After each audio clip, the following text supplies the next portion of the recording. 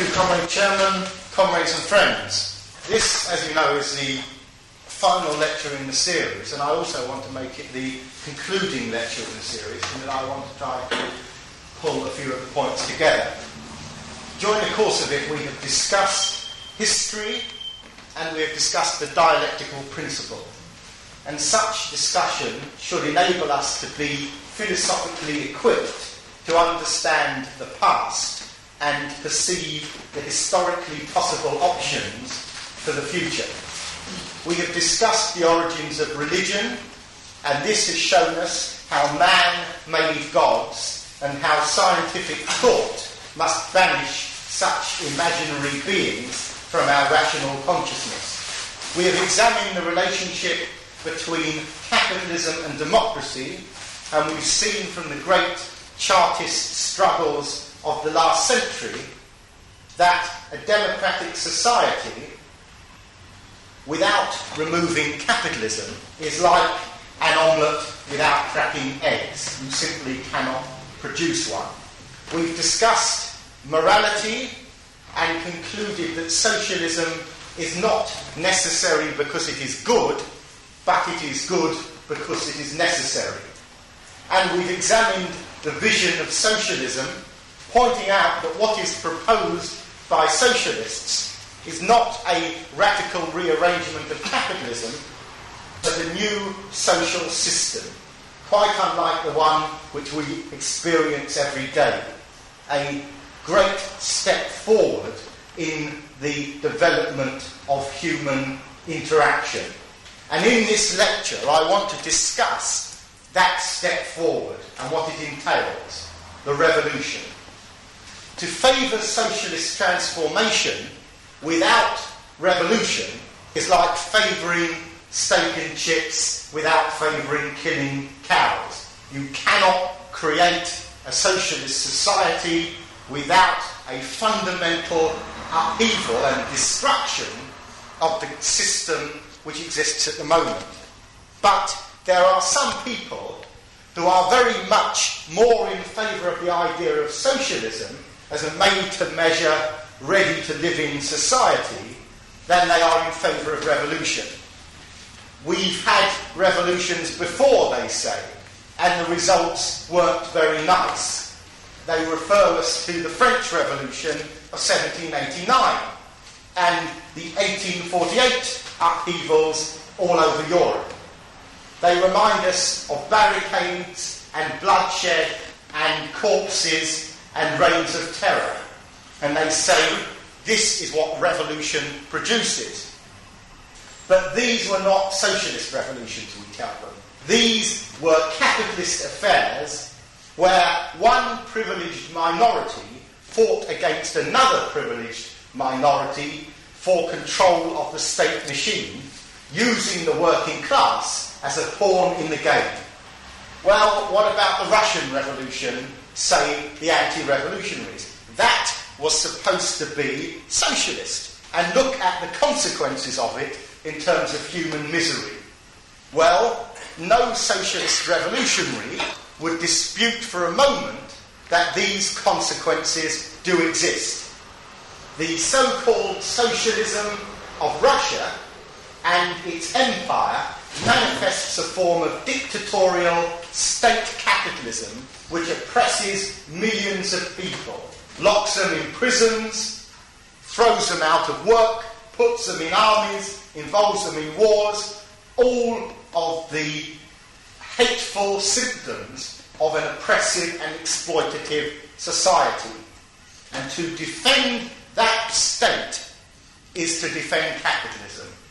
And to do so in the name of socialism is a distortion of the worst kind.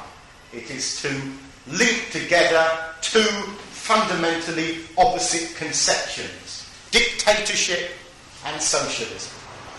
Now, opponents of revolution, who are usually quite glad to defend oppression in its openly capitalist form, will be pleased to hear that revolutionary socialists oppose the Russian tyranny. We oppose it no less than the Tory party, than the SDP, than President Reagan, the only difference perhaps between us is that we don't do multi-million-dollar trade with them, and they do. But opposition to this is not sufficient. To come up with a recipe for a cake which poisons everyone who tastes it is a pretty serious mistake to make.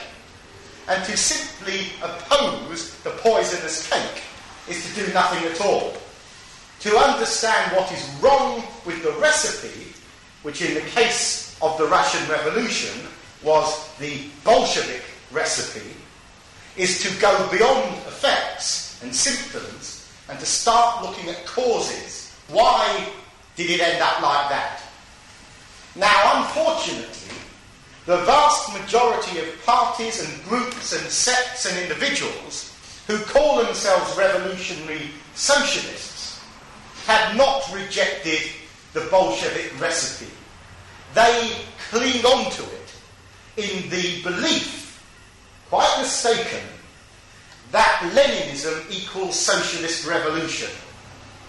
And if you're not a Leninist, if you are not a Bolshevik, if you do not want to reenact the events of Petrograd and Moscow of October 1917, then you cease to have any entitlement to the label of revolutionary. Well, this evening I want to look at the non-Bolshevik, indeed the anti-Bolshevik approach to revolution. And in doing so, I'll concentrate on three factors. Firstly, Marx's theory and experience in relation to working class revolution. Secondly, Julius Martov's critique of Blanchism as opposed to Lenin's adoption of Blanquist ideas. And thirdly, the Russian Revolution as an exercise in Blanquist strategy and as a defeat for socialist principles. Now, I'll say at the outset that the need for brevity will require me to stick to the essential points. You'll be able to find the non-essential points in most of the books written about Leninism. Marx's earliest formulation of revolutionary tactics was profoundly influenced by the experience of the French Revolution at the end of the 18th century. This was the event which proved to Marx and to other revolutionary thinkers the strength of a mass of people. For the first time in European politics, it demonstrated that a crowd of people united, however vaguely, by a common aim, could do something. They could get rid of a king. They could open up prisons. They could, to some extent, direct history. Now, the name which was associated with conspiratorial revolutionary organisation in France, particularly in the 1840s, was Auguste Blanqui. He argued, and that name is Blanqui, he argued that an enlightened revolutionary vanguard, a leadership, could overthrow the coercive state by means of violent insurrection, and that they could establish communism on behalf of the exploited class, with the emphasis on behalf of, to do it for them. Now, Marx began by conceiving revolution in these conspiratorial terms. How else, Marx argued, could the semi-feudal autocracies of Europe in his day be destroyed except by small groups of people gathering together, getting arms and taking on the forces of the state? And Marx and Engels, in their early thinking about revolution, thought in these violent insurrectionary terms of street battles, barricades, people's armies, and so on. Now, it's unfortunate that for most people who call themselves Marxists, they never got any further than that. Marx and Engels did. And one should not ignore the fact that Marx was writing at a time when the capitalist class was still struggling with the feudal aristocracy for control of the state, when the workers, in whose interests socialism would be, were still almost entirely excluded from voting or from having any real influence on political power. And that is why, in the Communist Manifesto, written by Marx and Engels and published in 1848, it stated that the first step of the socialist revolution, before anything else, is, and I quote, to raise the proletariat to the position of a ruling class, to win the battle for democracy.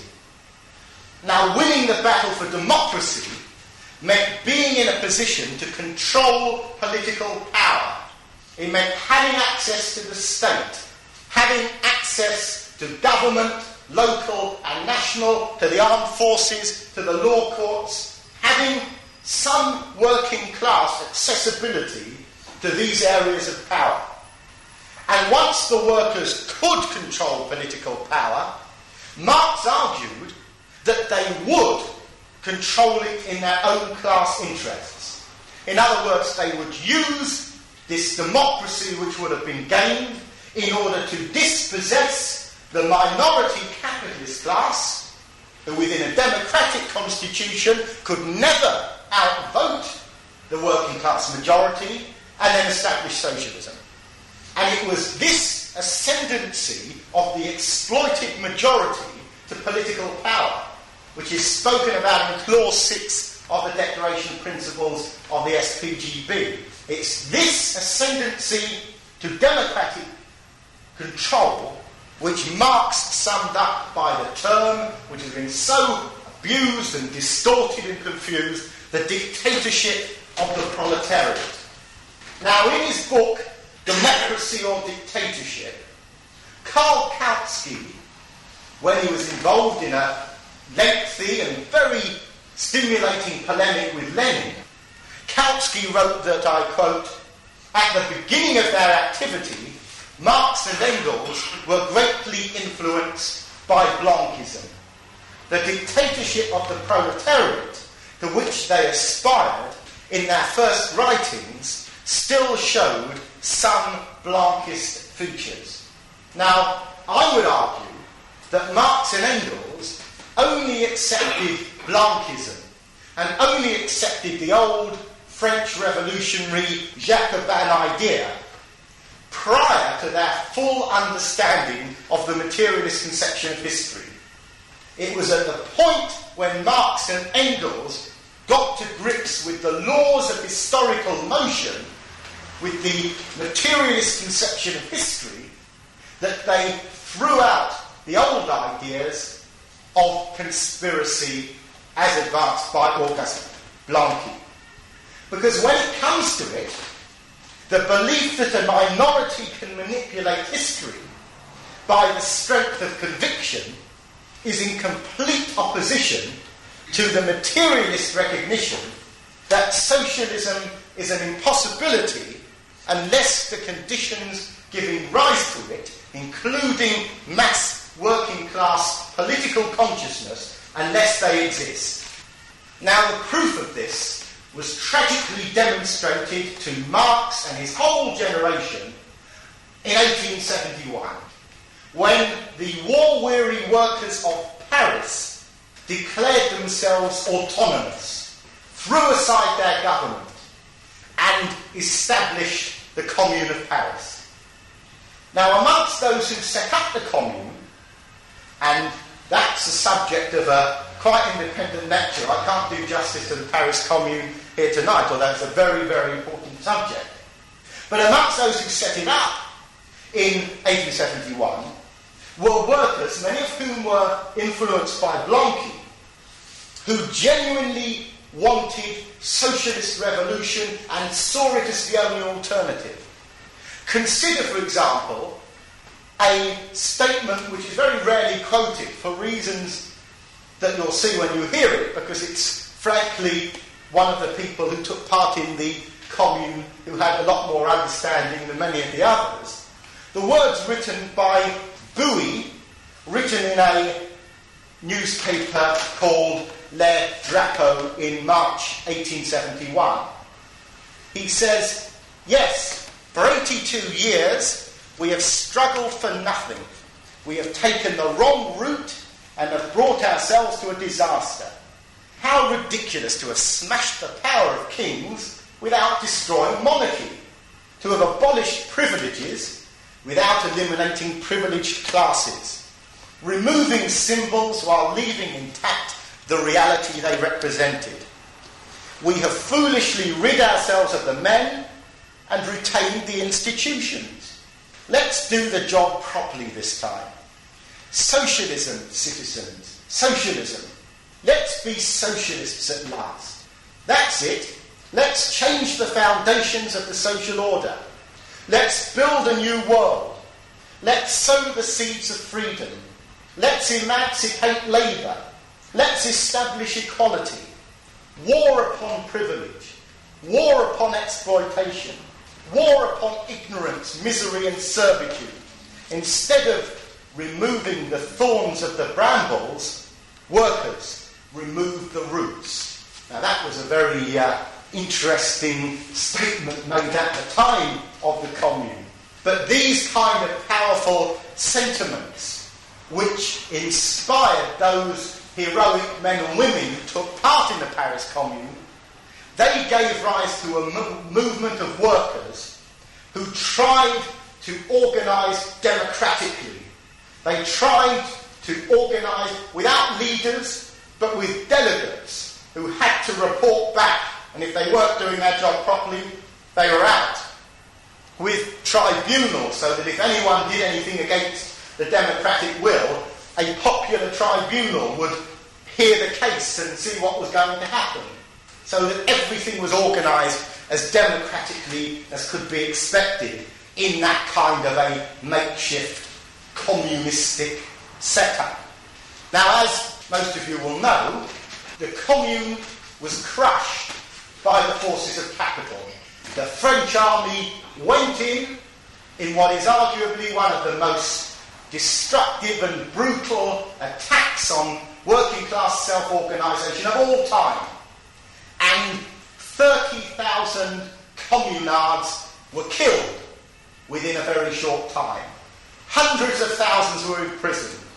It was one of the greatest setbacks to the working class movement in Europe ever experienced. And the attempt to create an island of socialism where conditions could not allow it to exist ended in failure. Heroic failure, but failure is no more pleasant because it's heroic.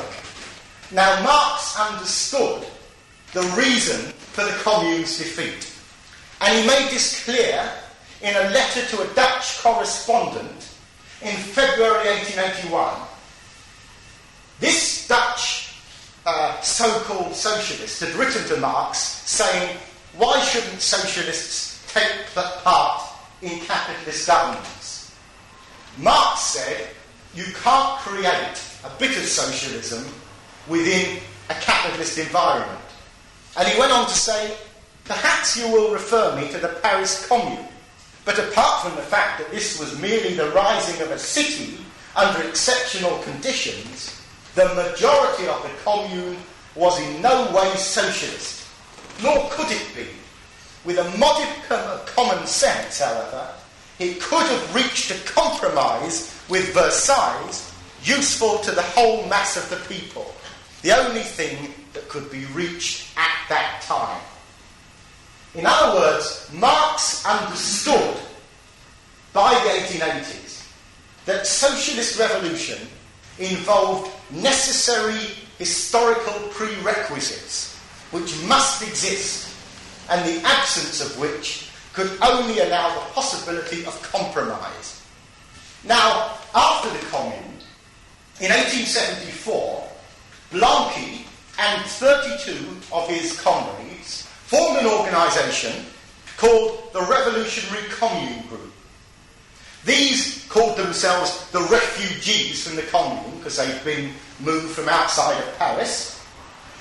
And they aimed to continue the tradition of the commune by means of underground, undemocratic means. Now, Engels, Marx's collaborator, replied to this declaration of principles written by the 33 members of the Revolutionary Commune Group. And Engels' reply, not frequently quoted in fact, was directly repudiating the conspiratorial arguments of Blanque's group. Engels was saying, you've got to take account of history. You've got to look at capitalism as it is. And for that reason, I'm going to ask Edwin to quote from Engels' reply at some length. The Blanquists were not actually founded by Blanqui. Only a few of the 33 signatories have ever spoken to Blanqui. They are so named because they wish to act in accordance with his spirit and tradition. Blanqui is essentially a political revolution, and is a socialist only emotional, feeling for the sufferings of the masses. He has no socialist theory, nor has he any definite practical proposals for social relief. In his political activity, he has been essentially a man of action, believing that a small, well-organised minority launching a revolutionary attack at the correct moment can, by a few early successes, sweep the mass of the people along with it, and thus accomplish a successful revolution. Blanqui's conception of revolution as an attack by a small revolutionary minority logically entails the necessity of dictatorship in the event of victory. A dictatorship, it must be understood, not of the whole revolutionary class, the proletariat, but of just those few who launched the attack, and who are themselves already subject to the dictatorship of one or a few individuals. Our London Blanquists also believe in the principle that revolutions do not make themselves, but are made. That revolutions are made by a comparatively small minority, and according to a previously designed plan. And finally, that the moment is always ripe for action. Of course, such principles expose one defencelessly to all the self-deceptions to which political refugees are prone, and cause one to plunge from one foolish act to another. The refugee wants above all to act Blanqui, the man of action. But good intentions can accomplish little here. Not everyone possesses Blanqui's revolutionary instinct and his capacity for swift decisions. If anything is certain, it is that the Paris proletariat needs a considerable period of rest to regain its strength after the exhausting war, the starving out of Paris, and above all the frightful bloodletting of May 1871, and that every premature attempt to rise again can only result in another, more frightful defeat. Communists are communists because they see past all intermediate stations and compromises created not by themselves, but by historical evolution, to their ultimate goal, which is the abolition of classes, the building of a society where private property of land and of the means of production will no longer exist. The 33 are communists because they imagine all will be settled as soon as they have the goodness to leap over the intermediate stations and compromises, and that when the attack is launched in the course of the next few days, as it is certain to be, and they take over the helm, then communism can be introduced the very next day. If that is not immediately possible, then they are not communists. What childish naivety to adduce impatience as a theoretically convincing reason. In every revolution, a host of foolish acts occur, just as at any other time, and when one eventually finds time for criticism, one is forced to come to this conclusion. We have done much that we should not have done, and we have left undone much that we should have done, and that is why things went wrong. But what a want of criticism to declare the commune to be sacred and infallible, and to assert that every house which was burned down, and every scapegoat who was shot, received their just deserts, absolutely, down to the dot on the i's. Is not this the same as claiming that during the week of blood in May, the people shot precisely those persons who needed to be shot, and no others? Is it not the same as claiming that in the First French Revolution, every head met the fate it deserved? First the heads of those guillotined by Robespierre, and then the head of Robespierre himself. Such are the juvenilities basically well-intentioned people fall into when they give free rein to their desire to appear shocking. So that's what Engels had to say about the people who attempted to continue this hopeless, though heroic attempt at setting up an island of socialism.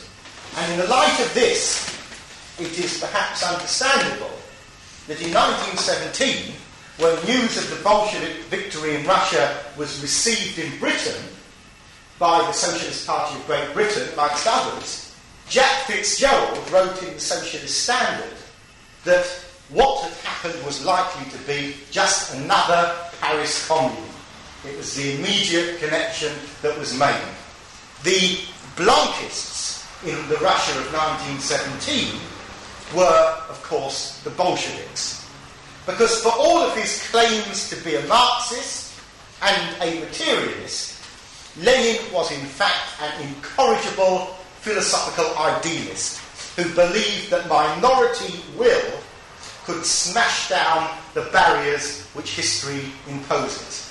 For Lenin, the dictatorship of the proletariat meant the monopoly of political power by a vanguard party apparently acting on behalf of the working class, exactly the same as Blanqui and his fellow conspirators in France.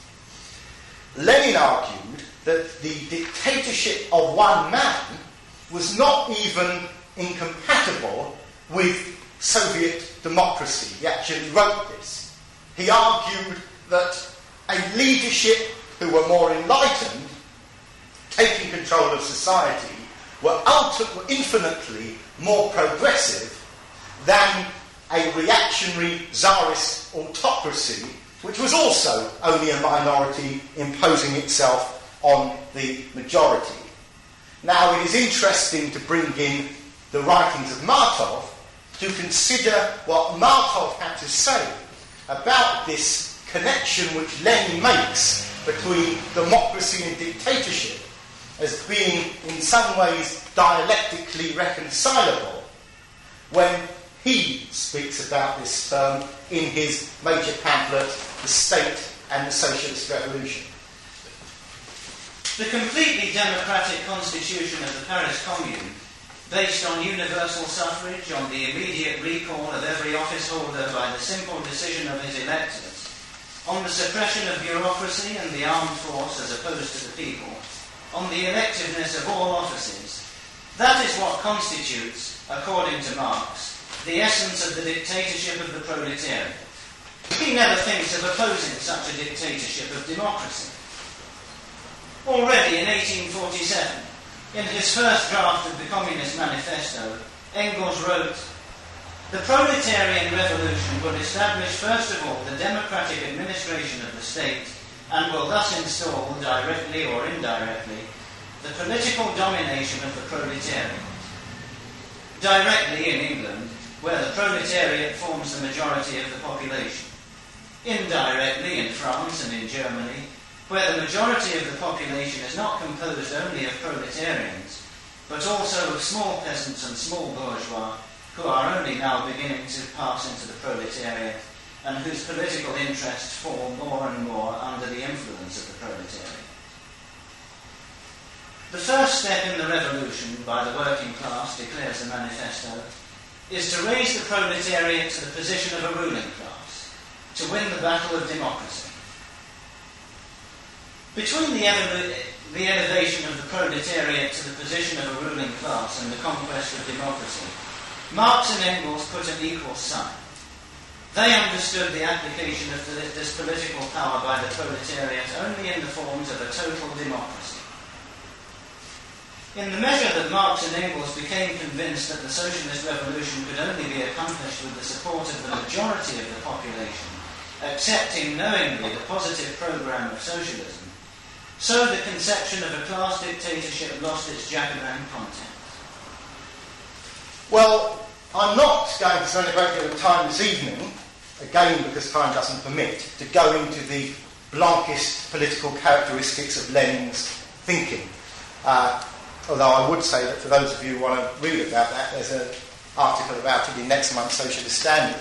But it is something which I do want to look at, and far less often discussed, the Menshevik position in 1917. Now, it's very much harder to talk about what the Mensheviks stood for than it is to speak about what the Bolsheviks stood for, because the Menshevik position was a very much less centralised one. It wasn't dominated by a leadership. There were far more factions and currents, and it was a freer intellectual environment. We can, however, speak about, this is what I want to concentrate on, the position of the most prominent and the intellectually most advanced Menshevik, Martov, who, as an historical materialist, rejected the Bolshevik adventure. Now, Martov argued, as Marx did, in relation to the Paris Commune, when the French workers had seized power, that the only thing which could be reached at the time of the workers taking power, when conditions were not yet right, was compromise based upon political strength and historical reality. In other words, using all of the organisation that you have and recognising the historical limitations to your own strength. And Martov argued in the Russia of 1917 that the workers coming to power had to take account of these limitations. Now, in the State and the Socialist Revolution, Martov goes into greater detail on this Marxist position. And once again, I want to quote from Martov. It appears that Marx admitted the possibility of a political victory of the proletariat over the bourgeoisie at a point of historic development when the previously necessary conditions for a socialist revolution were not yet mature. But he stressed that such a victory would be transitory, and he predicted with the prescience of genius that a conquest of political power by the proletariat that is premature from the historic viewpoint would only be a point in the process of the bourgeois revolution itself. We conclude that, in the case of a notably premature conquest of power, Marx would consider it obligatory of the conscious elements of the proletariat to pursue a policy that takes into consideration the fact that such a conquest represents objectively only a point in the process of the bourgeois revolution itself, and will serve the latter by aiding its further development. He would expect a policy leading the proletariat to limit voluntarily the position and the solution of the revolutionary problems. For the proletariat can score a victory over the bourgeoisie, and not for the bourgeoisie, only when the march of history will have elaborated the material factors that create the necessity of putting an end to the bourgeois methods of production. The following words of Marx explain in what sense a passing victory of the proletariat can become a point in the process of the bourgeois revolution. By its bludgeon blows, the reign of terror cleansed the surface of France as if by a miracle of all the feudal ruins. With its timorous caution, the bourgeoisie would not have managed this task in several decades. Therefore, the bloody acts of the people merely served to level the root of the bourgeoisie. The reign of terror in France was the momentary domination of the democratic petty bourgeoisie and the proletariat over all the possessing classes, including the authentic bourgeoisie. Marx indicates very definitely that such a momentary domination cannot be the starting point of a socialist transformation unless the material factors rendering this transformation indispensable will have first been worked out. Now, to continue on this theme of Martov, which is a very important one, in 1846, a year before he wrote the manifesto, Marx wrote a letter to the German utopian Weitling, stating that, quote, there could be no question now of realising communism in Germany. First, the capitalist class must come to power. And it's absolutely important that you see that Marx's non-utopianism consisted in the fact that these tremendous theoretical works explaining how socialism could be possible were at the same time accompanied by a recognition on his own part that in his own historical conditions it was not possible. He was talking about the need for the development of historical conditions which would give rise to the possibilities he spoke of. Now, Martov in Russia argued that the job of developing capital must be carried out by a capitalist class. The alternative would be, and in fact was, for the workers to take power and to be forced by historical conditions to act as the political representatives of capital. Now, in his article entitled Critical Morality and Moralising Criticism, Marx explicitly states that, I quote, "If the proletariat overthrows the political domination of the capitalist class, its victory will only be a point in the process of the capitalist revolution itself, and will serve the cause of the latter by aiding its further development." In other words, Marx was saying, take power as a working class when the conditions are right for capitalism, and you will have to do the dirty work for the capitalist class. Now, Marx was right, and Martov was also right when he stated that the best course for the Russian working class was to let the small capitalist class, which was represented in the provisional government of February 1917 by Lvov and Kerensky, let them undertake the work of building up capital. Meanwhile, the organised workers could put pressure on them for whatever concessions are within reach. Trade union concessions, democratic opportunities, whatever they may be, while at the same time uniting with workers in other, perhaps more advanced countries, attempting to gain a worldwide movement which could actually bring about socialism. That's what needed to be done, and it is a fascinatingly prescient historical message. It applies to Islamic revolutions today, it applies to conditions in any area of Africa and Latin America where workers are being tempted to take control of capital, develop it, and take responsibility for it. Now, Martov rightly warned that if those calling themselves socialists took power in the absence of developed capitalism and mass socialist understanding, there would be two terrible consequences of this from a political point of view. First of all of the iniquitous government action associated with the accumulation of capital would be regarded as the errors of socialism. This is precisely what has happened in Russia in 1917 and, of course, after the late 1920s when the Stalinist economic policies came into full effect.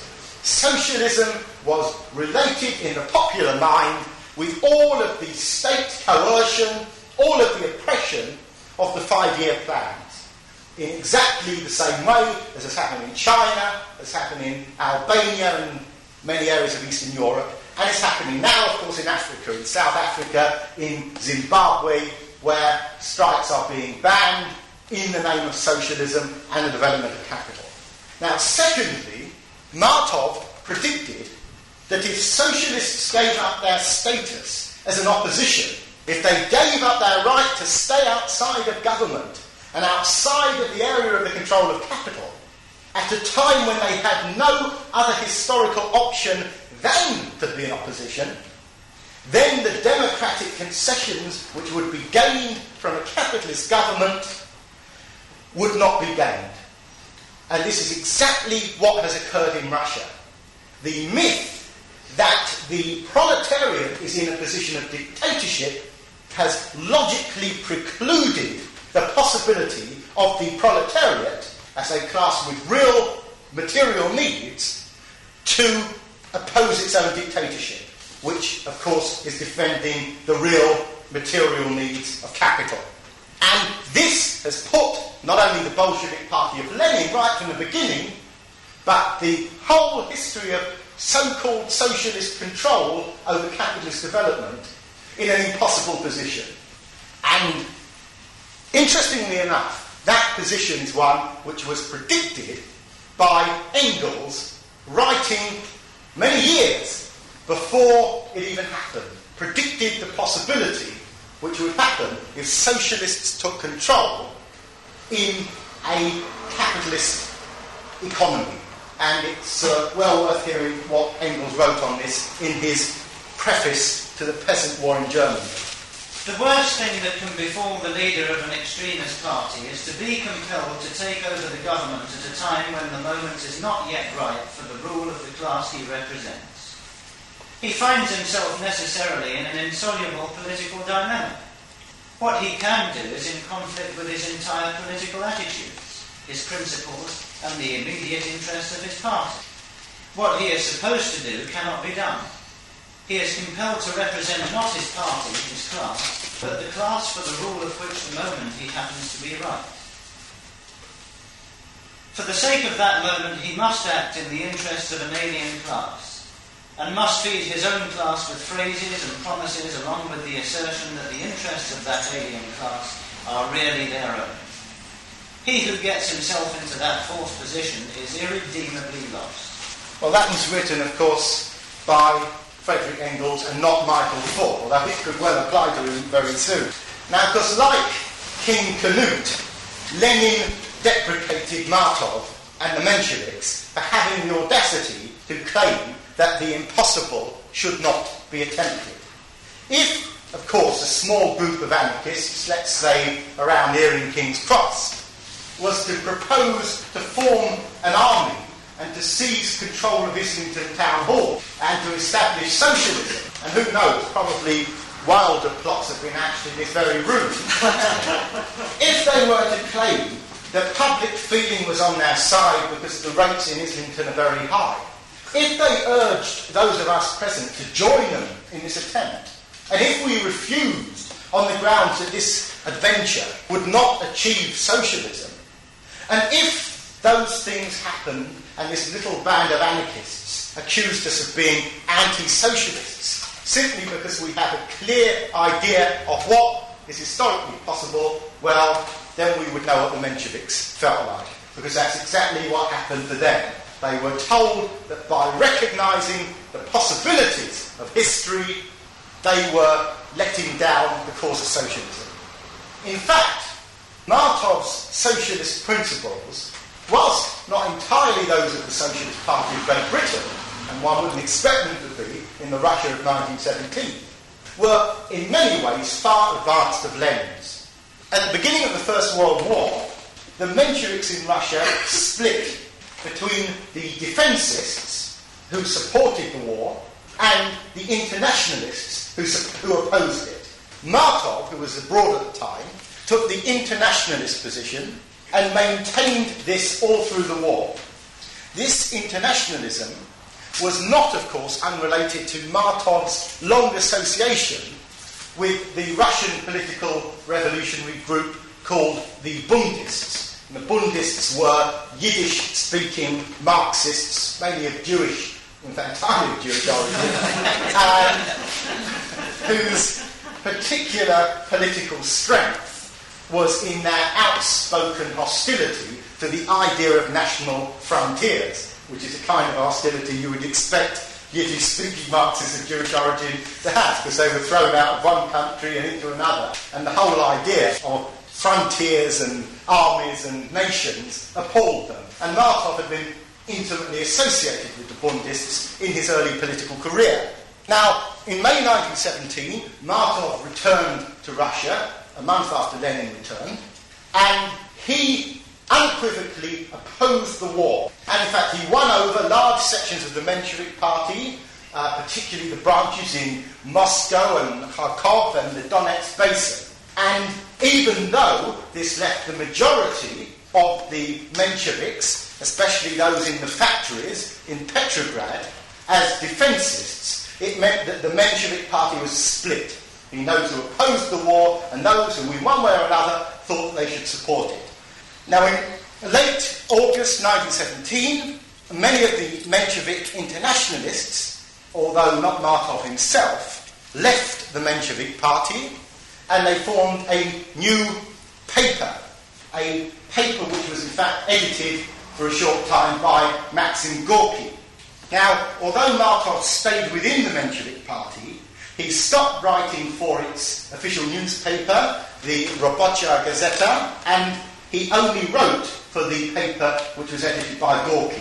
In other words, he associated himself with an organisation outside of his own party which stood unequivocally against any side in the war.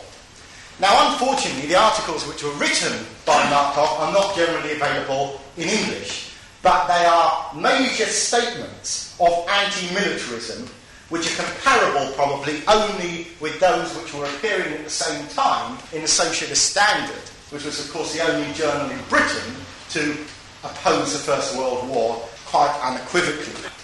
Now, the victory of Lenin's Blanchism in October 1917 did not put an immediate stop to the Mensheviks in Russia. For 3 years, Martov attempted to organise a working class opposition against the Bolsheviks. But in 1920, he found it impossible to continue to be freely active in Russia because he was frequently being harassed and locked up, and he had to leave the country, never to return. And 1 year later, in 1921, the Menshevik Party was either totally fallen to pieces, or else its main activists were rounded up and put into prison shortly after the Kronstadt revolt. One of the reasons for this, curiously enough, is because many of these activists who were not associated with Martov had, as early as 1918, advocated the idea of the new economic policy. And when Lenin did his U-turn and adopted the new economic policy in 1921, he had to lock up the Menshevik activists so that he wouldn't be associated with having stolen that policy. Now, Martov's prediction had, of course, come true. Here was the representative of what was called socialism acting with all of the rejection of democracy which is necessary for the efficient administration of capitalism. Now, in the summer of 1919, Martov drafted a manifesto. It was published under the not uninteresting title of What is to be Done, which caused a little bit of embarrassment to Lenin. And this put forward a number of demands, 6 demands, all of which the Bolsheviks would have supported before they came to power, all of which they had to reject after they came to power. Firstly, in Martov's What is to be Done, universal franchise and free ballots in all Soviet elections was demanded. Now, the Bolsheviks had been the main advocates of universal franchise for a constituent assembly before October 1917. After the revolution, they rejected it. They'd been rigging the ballots, and of course they had so centralised Soviet power that most people had no real influence over political decision-making. Secondly, the manifesto demanded freedom of speech and of the press for all working-class parties in Russia. In November 1917, the Robochaya Gazeta was closed down, allegedly because it was inspiring riots in Siberia, although that wasn't very convincing to the Mensheviks. Curiously enough, it started up again the next day under a different title and remained in existence for 6 months without the Bolsheviks even knowing about it, which goes to show that the underdog can sometimes score a point. Thirdly, the manifesto of Martov called for the free elections to the revolutionary tribunals, which were being hacked by members of the Bolshevik Party, so that if anyone was sent to court on a political charge, the party which controlled the state was simply ensuring that they were sent to prison for a long period. The fourth demand of the manifesto was for the abolition of the dreaded Chekar, which was a secret police force which had been set up by the Bolsheviks, and it was a forerunner, of course, of the KGB. Demand number 5 was to abolish the death penalty, which the Bolsheviks, like the Tories of today, vigorously defended because it was in favour of law and order, and you would have people rioting on the streets if you didn't kill a few of them occasionally. And finally, Martov's manifesto demanded that all state officials must be accountable to the Soviet, consisting of workers and peasants, and not simply to the Bolshevik party. Now, every one of these demands was rejected. Interestingly enough, every one of these demands applied to the Paris Commune of 1871.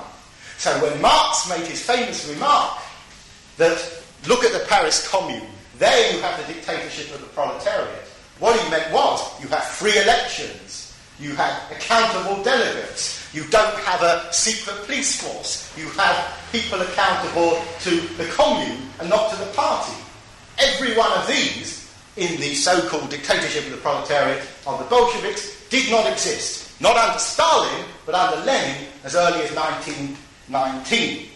So, Martov saw that it was not Lenin who defended the ideas of Marx, but it was in fact Lenin who, in rejecting democracy, declared himself and his ideology as an enemy of the socialist revolution. And the lesson to be learnt from this is not simply one about the pious superiority of democracy over dictatorship, although in experience there is a great deal to be said for democracy over dictatorship. The lesson to be learned is that historical conditions, the possibilities of the age, must at all times dictate what one's political strategy is going to be. Now let me conclude, not just this lecture, but the series of lectures, by making 2 points. Firstly, in speaking about the noble principles of 1871 in Paris and the cynical Blanquist tactics of 1917 in Petrograd, we should turn our attention to something much more recent, which I at least, and here I'm not speaking officially on behalf of the Socialist Party, but on behalf of myself, I regard as the greatest working class spontaneous movement to have taken place in recent years, which were the events in Poland. Now, like the communards, our fellow workers in the Solidarity Trade Union in Poland were fueled by a passion for democracy. But their oppressors this time were neither a Tsarist autocracy, nor were they the old kings and queens or merchant governments of Europe. They were the direct descendants of the Bolshevik tradition. They were people with pictures of Lenin and, of course, of Marx hanging on their walls. Now, what can socialists say to those workers? What can we say not only to the workers in Poland, but to the workers who are being rounded up by the thousand for the most terrible tortures in the Ayatollah Khomeini's Iran, or in Iraq, or in Chile, or in El Salvador, or in South Africa? What can we say to them? Should we, as certain foolish dogmatists would like it, tell them that we are hostile to any attempt on their part to do anything unless they are carrying all 3 volumes of Karl Marx's Capital under their arm and are fully convinced socialists? Or should we urge them to undertake the political adventure of setting up a so-called socialist society there and then, without there being the material conditions, either in economic terms or in terms of political consciousness, for it to exist? That would be idealism of the Bolshevik variety, which would only lead to disaster. As we said at a meeting in this room at the time when Solidarity was going, to tell the members of Solidarity, 10 million of them, to rise up against the state and shoot the Politburo is very nice if you're sitting in a room in London, but it's a lot harder if you're sitting in a shipyard in Gdansk with secret policemen following you around. It's neither to the idealism of Lenin nor to the rigidity of dogmatism that we have to seek an answer. It's to historical materialism, as applied by Marx and as explained by Martov. And that has been the theme running through this whole series of talks. The role of socialists is not to say what should be done, like a Victorian nanny standing over the working class, but is to say what can be done from a working class point of view. What can be done? Now, what then can we conclude by saying in the broadest terms of the world working class can be done? We can be guided by the simple experience of our own activities and also by the pressures, which are always uncomfortable pressures, of political logic. Let me pose the question. How can we establish socialism without leaders and governments and vanguards? The answer is not to do away with leaders, to do away with followers. Well, how can you have a movement without followers? The answer, by having a movement where everyone knows where they're going. If everyone knows where they're going, there is no need to follow the one in front. But how do you establish such a movement? The answer to that, by spreading political knowledge, ideas. Well, that's easier said than done. But nobody wants to sit around in rooms forever discussing theory. So what are you going to do about that? The answer is no, not everyone does want to sit around in rooms forever discussing political theory. And that's why it is time to take our theory and our knowledge and to pass it on to other workers, not packaged up in books, but related to day-to-day working class experiences, so that people, where they live, where they work, wherever they go, are in touch with ideas which are not buried in the past, but related to the future.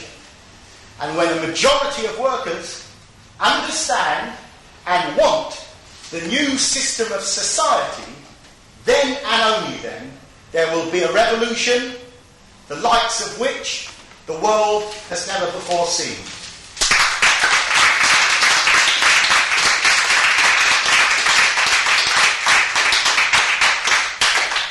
And are there any questions, first of all, specifically on the content? That they didn't have the strength, they didn't have the arms, they didn't have the power to overcome the government. What happened was that France had been at war with Prussia. Prussia defeated France, and France decided that when its own workers rose up against the French government, they'd rather join forces with the Prussians than give in to their own workers. So the Prussian government was brought in to crush the communists. That was number one. But number two, they couldn't trade. They didn't have sufficient control over production. They couldn't take part in international trade. Had they gone on much longer, they would have been isolated. The peasant farmers outside of Paris, a surprisingly large number did support them, but many didn't.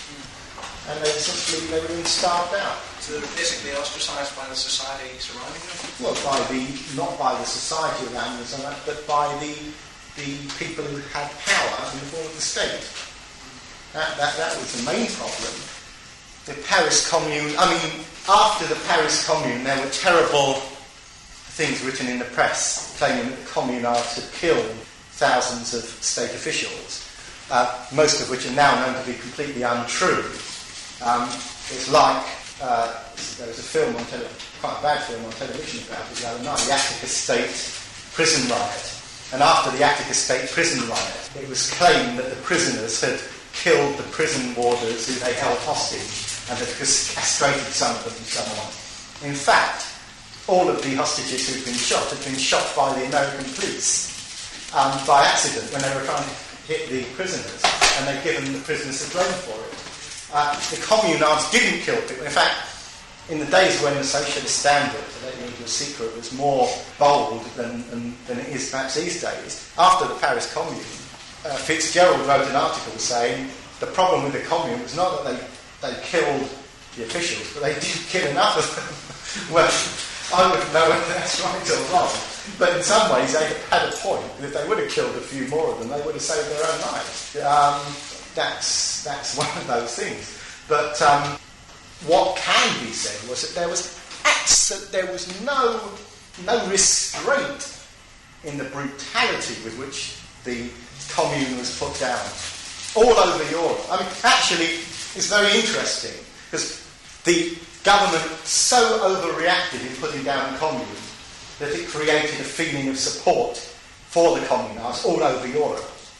And I mean, as early as 1904, early members of the Socialist Party apparently used to say that there was a man who used to attend the executive committee meetings in 1904 who was an old communard who used to sort of sit at the back saying, well, in the Paris Commune we would have done this and that. And apparently he was regarded with the utmost respect, whether he was a socialist or not. If you'd been in the Commune, it was, it was a sort of a passport on the lecture circuit for the next 20 years. And that's, quite seriously, it was a serious matter. It was a most credible attack. But it goes to show that the government, in overplaying its hand, does itself more damage in the same way as, of course, the Ayatollah has done and the Shah had done. The Shah was so excessive in his brutality that even his friends like Jimmy Carter had to disown him, publicly at least. He's carried on trading with him. Before I the next question, could we just thank you for a collection of 1224, which will be used to help finance these meetings? Another question. Yeah, I was just going to ask about this point about material conditions being wrong for a socialist revolution to be successful. Could you just tell me what material conditions would be in your view? Because I've only given halfway through. Well, there are two real material conditions. One is you've got to have a sufficient economic development for there to be an abundant resources so that people can produce for use, so that they can have free access. Because where you have a condition of not natural scarcity but technological scarcity, you can't provide enough for what people want. So a society with free access would break down within a short time. It would be chaos. So you've got to have abundance, which is why it's got to be on a world scale.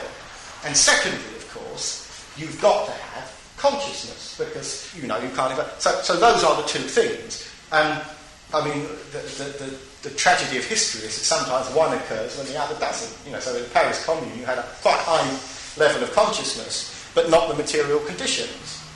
But those are the two requisites for socialist society.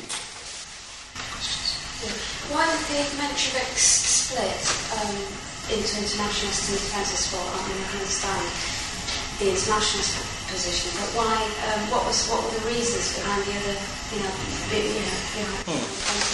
Well, the defensists basically argued that, as is always a defence for a war, if you didn't support your own government, what you would get would be worse. It was quite hard to argue that in Russia because there wasn't much worse. But nevertheless, that's the position that they argued.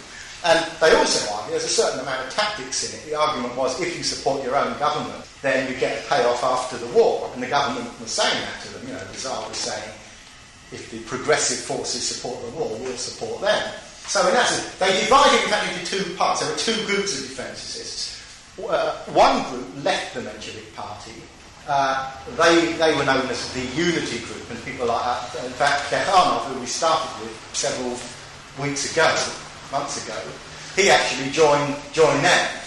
So that is a more, less pleasant aspect to Plekhanov's political career. He supported the war wholeheartedly. The defences split into two groups. One group wanted to win the war. The other group said, yes, you've got to lose the war. The other group said, the war's got to be brought to an end by a peace settlement. It was a sort of an equivalent to kind of multilateralism. You could really say it's like, if you take the three groups on defence policy in Britain today, unilateralists who want to pull out altogether, that was the internationalist position. Multilateralists who wanted to, the defencists, the main group of defencists, who wanted to end the war by agreement, and an extreme group of defensists who simply wanted to win the war on the basis of national chauvinism. The other reason is that after February 1917, when the first revolution occurred, the first Soviet revolution occurred, they actually thought that they had something to defend. Because the revolution, February Revolution is a vastly underrated political event. It was a massive change in Russia. The only reason, if it hadn't have been for the October Revolution, everybody would look at the February Revolution as a major political development. It just happens that now everyone talks about October because that is the one which has become part of Bolshevik mythology. But it's a very important event. And they were tricked. What happened was that the foreign minister in the provisional government, anyway, it doesn't matter what his name was, he tricked them, and he wrote a note. The Soviets, after February 1917, as you probably know, there was dual power, where the provisional government held one half of power and the Soviets held the other. And the Soviets, the first act of the Soviets in March 1917 was to issue what was called Order Number 1, which was to all of the troops in the Russian army, which said that from now on the aim of the Russian foreign policy was not to win the war, it was to bring about peace, and that you didn't have to obey the orders of the officers, you had to obey the orders of the Soviet. Well, what happened was that at the same time, Milyukov wrote a secret, who was part of the provisional government, wrote a secret note to the Allies, the Russian Allies, saying, don't worry about Order Number 1 and the Soviets, we'll still behind you and we'll put in a lot of money to make sure this war is won.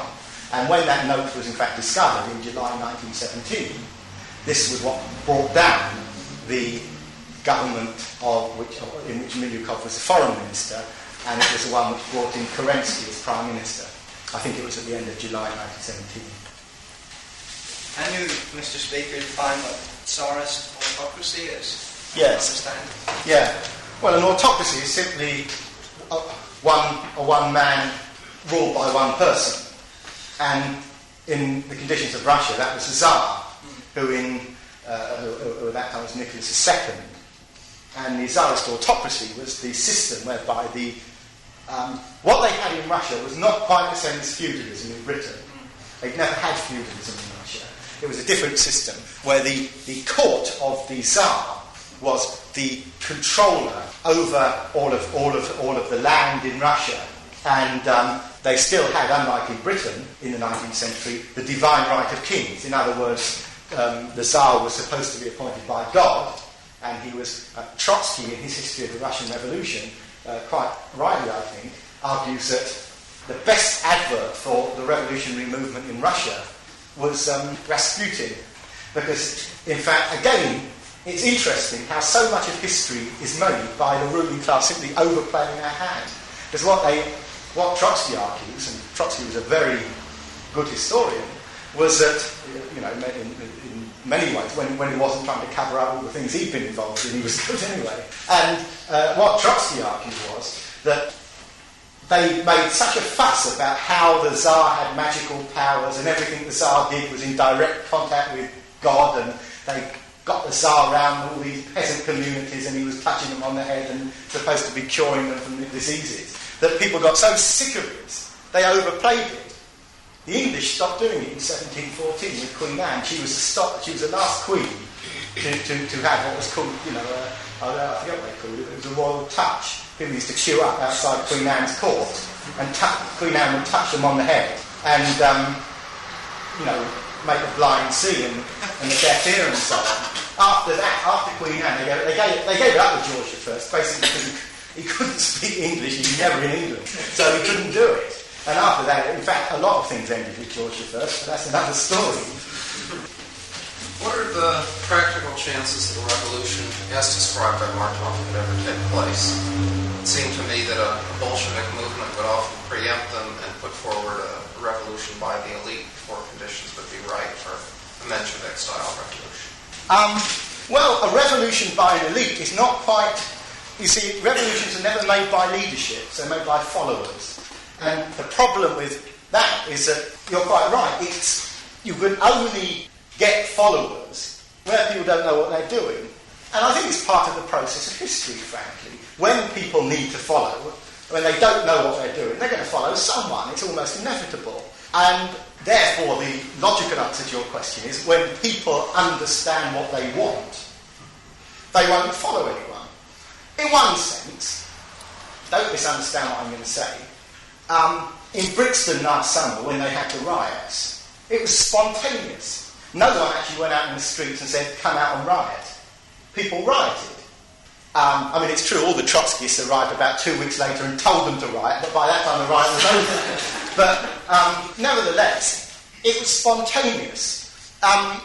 In February 1917, it was spontaneous. What happened was that there were food riots on the streets of St. Petersburg. One army unit was told by a particularly objectionable officer, go out and shoot them, and they happened to be their own relatives and friends. They turned around the army officer and said no. He said, I order you to do it. They shot him. The next thing was a bloody revolution. So in other words, what actually happens is that it's very, very much to do with the way in which people see the way ahead, the sense of direction on the part of people. Now, we obviously don't kid ourselves in the Socialist Party that the majority of workers do understand and want socialism. Certainly they don't.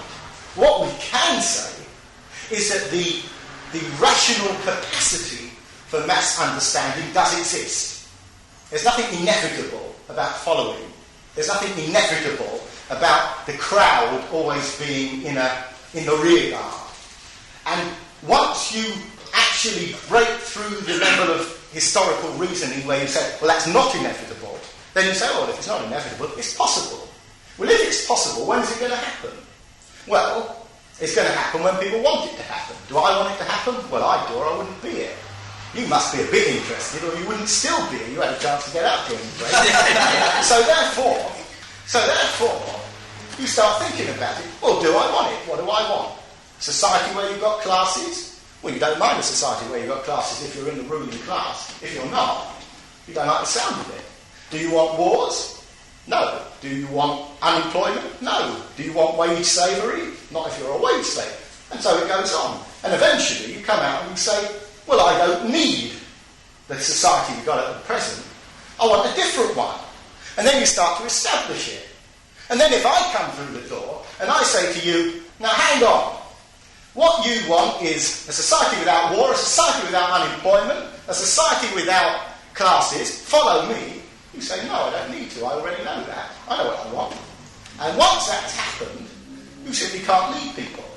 And that is what we're talking about. And we're talking at all times about the reliance which Marx was concerned with on the ability of people to think and to govern their own thinking. As soon as you reject that ability, then it's a very, very big problem.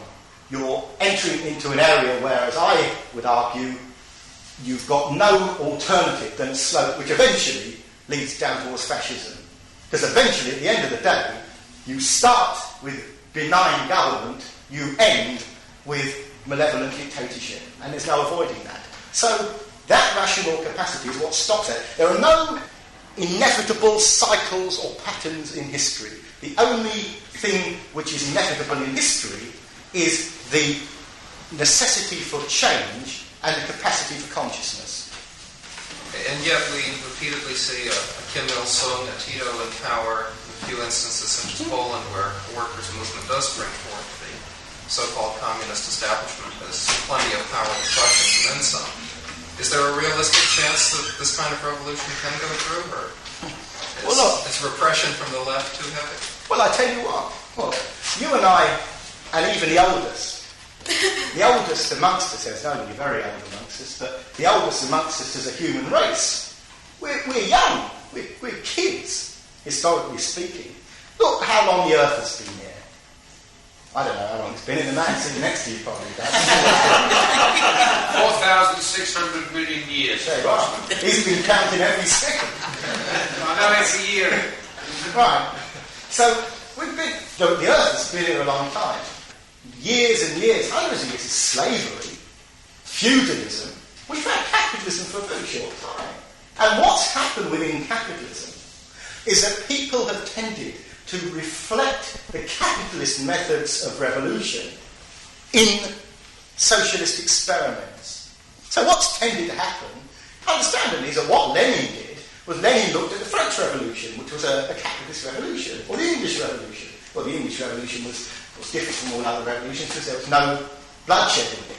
The English got the Dutch to die in our revolution. The English always either get the Dutch or the Irish to die in our revolution, you see.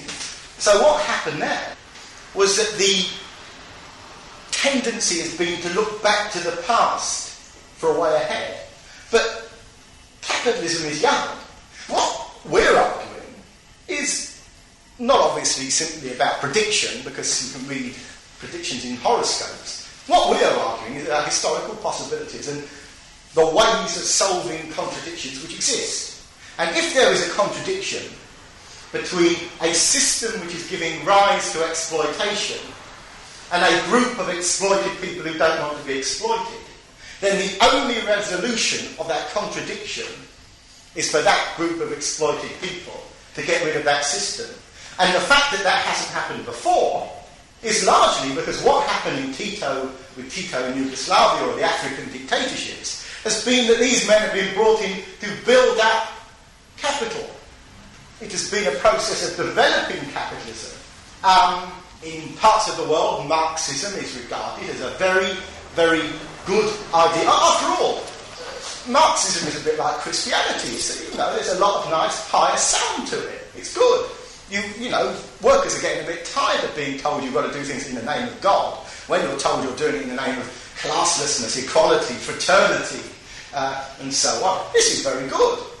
And when somebody like Robert Mugabe stands up and says, you've all got to work hard, you mustn't have trade unions, this is great. I mean, President Reagan, if he would have caught on to the Marxist idea, would have been delighted, I'm sure, to have used it, but I don't think quite fits in with the image. So when it comes to it, what we're saying is that it's necessary now to talk in terms not of people listening to somebody else putting an idea, but people themselves taking ideas and using them for themselves. Is that possible? The only way in which we can say it's not possible is we've shown that it's not. It's very hard to show that anything is possible. It's much easier to show that it's impossible. In other words, I can demonstrate to you with no doubt whatsoever that if you want to recreate feudalism, you'll have a very hard job. If you want to establish socialism, capitalism is doing the job for us. It's providing all of the problems. It's providing us with a movement of people who are dissatisfied. It's providing contradictions. It's developing the means of production to the level where we can produce an abundance. Capitalism is doing the job. The only problem is that it can not only create the means of a solution, it can also create the means of destruction, because it can wipe the whole lot out in one go. Are there any other points which anyone would like to raise? Possibly referring back to some of the other. Yes. You said something about, I might have called it earlier, about the Mensheviks actually supporting after 1917, supporting a new economic policy. What were the reasons behind them actually doing so? No, actually, it was just after 1917, the Mensheviks split all over the place, and some of them had advocated. I mean, what they advocated, quite realistically as far as I'm concerned, was, you see, there were two groups of Bolsheviks after 1917. There were the ones based in Petrograd and the ones based in Moscow. The ones based in Petrograd basically accepted Lenin's ideas. The ones based in Moscow, they still had these ideals. They were people like Bukharin and so on. And they were actually arguing. Bukharin was sending telegrams from Moscow to Petrograd saying, when are we going to have a moneyless society? And Lenin was sending a telegram back saying, don't be so daft. And, of course, what happened was, so there was that split. Well, amongst the Mensheviks, there were those who... Lenin was, of course, reasonably realistic. Lenin wrote, as you know, if we could get to state capitalism in Russia, it would be a step forward. He knew that socialism just wasn't on the cards in 1917. He had to face up to that. His condemnation is not on the basis of ignorance, it's on the basis of dishonesty, which is a far worse condemnation, I would say. What the Mensheviks argued, they were quite honest as well, and what they said was, look, here you are, you're stuck with the government, you've got no alternative but to put up with running capitalism. Now what you want to do is, and then they started to outline the new economic policy. And the new economic policy was a lot better in terms of capitalist administration to what existed before 1921. It's during the period of what economic historians have called war communism. There was absolute economic chaos. I mean, there was people starving by the hundreds of thousands. After the NEP was introduced, there was at least a relative degree of economic stability from a capitalist point of view, whatever economic stability means, at least for the peasants anyway. But that some of the Mensheviks had advocated this. And Lenin was always very annoyed. You see, prior to 1917, there had been the policy of what's called the Black Repartition, which was advocated by the peasants' organisation, the Narodniks. And they argued that every peasant should have his own strip of land. That was a traditional, almost semi-religious demand of the Russian peasants going back for centuries, before the time of the emancipation of the serfs, 1861. And what happened was that the Black Repartition was stolen by Lenin and the Bolsheviks after October 1917. What they did was they passed a land decree which said that every peasant should have his own strip of land. And that was the means by which they won the peasants over to the revolution. And in fact, the peasants would not have supported the Russians during the Civil War had it not been for them taking the old peasant policy, which they had to get rid of when the Civil War was over after 1921. What actually happened, I've probably said this before, but the Bolshevik Party changed its name in, I think, 1919 to the Communist Party.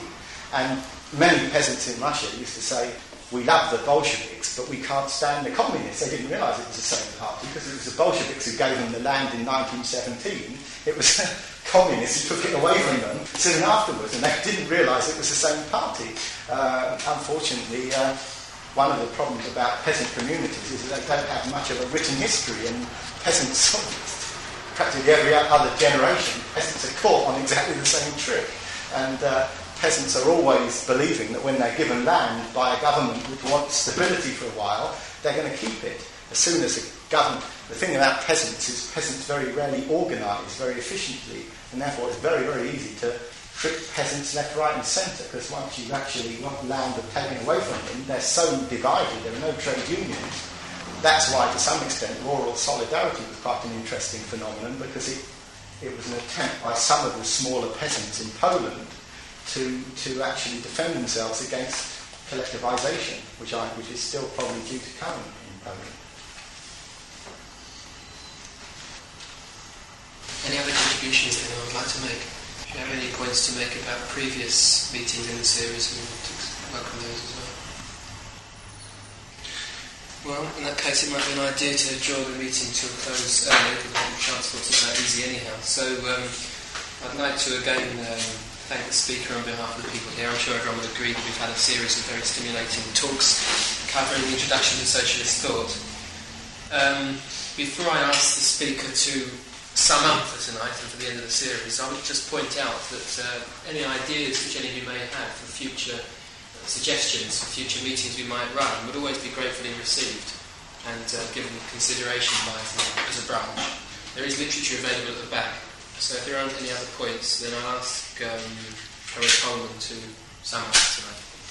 Right, well, I only want to sum up on two or three to start with, two fairly localised points about these meetings. First of all, I just want to say I would like to thank Edwin for all the readings of the quotations which he's done over the weeks that we've had this, because they have been extremely good. They've not only given you a break from my voice, but more importantly, they've given me a break from it. And so that's one thing. Secondly, I am actually, one of the things in relation to what was just said by the chairman, which I'd like to organise perhaps in the spring or summer of next year, is a series similar to this one, dealing with thinkers who we would oppose rather than the ones we've dealt with, who are people who we perhaps have more in common with, perhaps looking at the ideas of some of the writers and like Edmund Burke and Mussolini and Ramsay MacDonald and all your favourite Christmas characters who we could deal with. Well, good. So we can start with those. But the other thing I want to actually say in conclusion, there's not many people here, is that if there was one thing that does actually run right the way through all of the talks that have been given here, it is this point about history not having something to do with the past, but having something to do with the key to the future. And one of the terrible things about studying history in schools is that by the time you finish doing it, you've just about got up to the present if you stay on for long enough. You don't actually ever get on to the future. And the reason for that is that most people leave school and are actually expected to go out into the world and simply recreate the same mistakes that people have made for years and generations before them. And one of the things which education in the socialist movement is about is not recreating the mistakes of the past, but actually learning from them and doing something about making the future. And without any doubt, the most creative human activity conceivable is the production of the future.